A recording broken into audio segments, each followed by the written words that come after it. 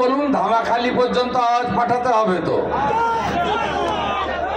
ওদিকের বাঘটা এখন নেংটি ইঁদুর, আর এই খিরিস্তলার যেটা মিনিকিট এখানে ফিসারি করতো, এটাকে তো এবারে ধরতে হবে নাকি? বাইরে রাখলে হবে? বীরভূম থেকে সন্দেশখালি, আর নদীটা পেরালেই ঝড়খালি, তাই তো? ক্যানিং এর সাধারণ মানুষের উচ্ছ্বাস, আবেগ, সমর্থন এবং পদ্ম ফুলের প্রতি অঙ্গীকার আমি লক্ষ্য করেছি।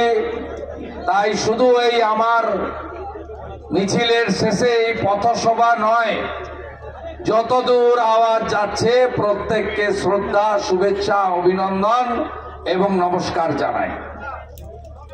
গত কয়েকদিন আগে শাহজাহানের এক অনুচর হোসেন শেখ, তিনি আমাদের মন্ডল সভাপতি সুব্রত দাস সহ অনেক কার্যকর্তাকে মেরেছেন। তার নেতৃত্বে বাইক বাহিনী ওই অঞ্চলে তাণ্ডব চালিয়েছে, পারমিশন নেওয়া প্রোগ্রাম। আমি আজকে এখানে এর প্রতিবাদ করার জন্য এসেছি। তার কারণ মোল্লা, হোসেন শেখ, পরেশরাম দাসরা যে চিরদিন একই রকম চলবে, এটা হবে না। শুনে রাখুন,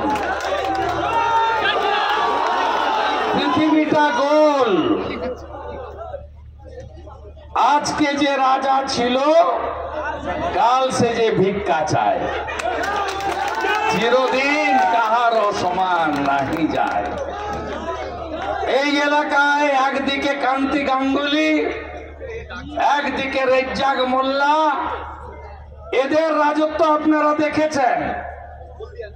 বাঘে গরুতে এক ঘাটে জল খাইয়ে দিত। কেউ আছে নাকি ওরা? তোমার দেখা নাই রে, তোমার দেখা নাই।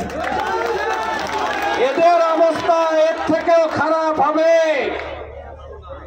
এদের অবস্থা কি হবে? এরা যদি সন্দেশখালি থেকে শিক্ষা না নেয়, বুঝতে না পারে, তাহলে আমি মনে করি এরা মানুষ নয়, এদের কোনো হুঁশ নেই।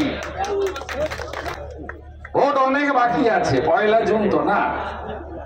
বসিরহাটেও হবে, জয়নগরেও হবে, ডায়মন্ড হারবারেও হবে, তাই তো?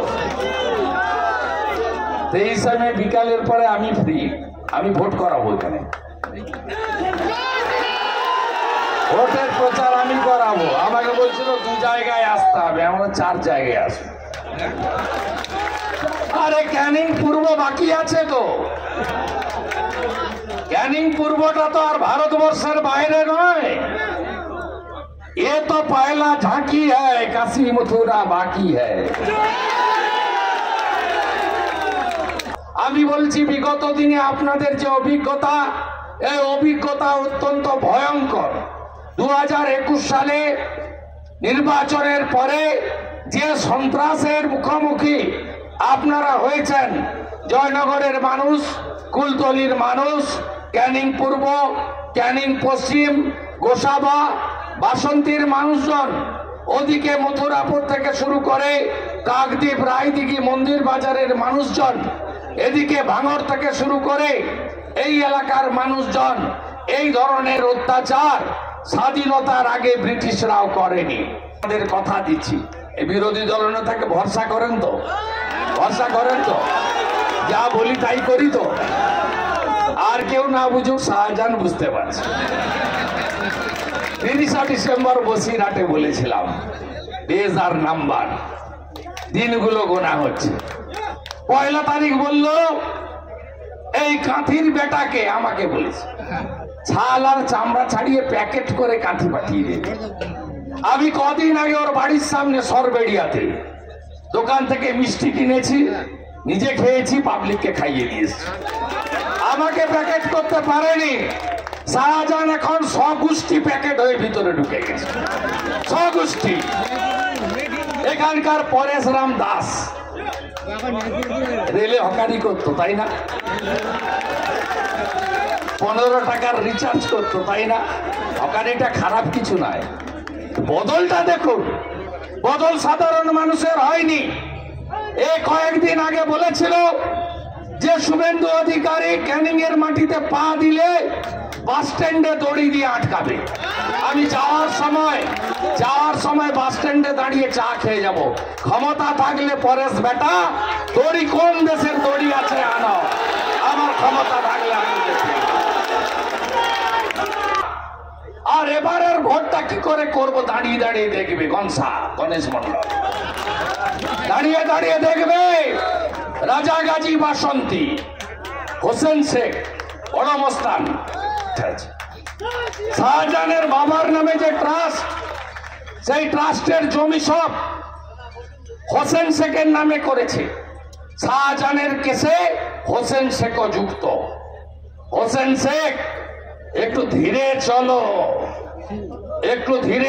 নির্দেশে 19টা গুন্ডার নাম বলে গেছে, তার মধ্যে 3টে গুন্ডা জেলে আছে, কেষ্ট মন্ডল, শাহজাহান শেখ, জ্যোতিপ্রিয় মল্লিক, নাম তার বালু। আপনাদের সব চাল আর গম তিনি খেয়ে ফেলেছেন। 3টে জেলে গেছে, এখনো 16টা বাইরে আছে। এই 16টার মধ্যে 2টো নাম আছে এই জেলার, শকত মোল্লার নাম আছে, জাহাঙ্গীরের নাম আছে। 61টা মামলা হয়েছে সিবিআই, 61টা মামলা হয়েছে। আসতে পয়লা বৈশাখ আসেনি, চৈত্র মাস চলছে, ভরসা রাখেন তো। 49টা দলিল তো আমি বের করেছি, কনসার 49টা দলিল তো আমি বের করেছি।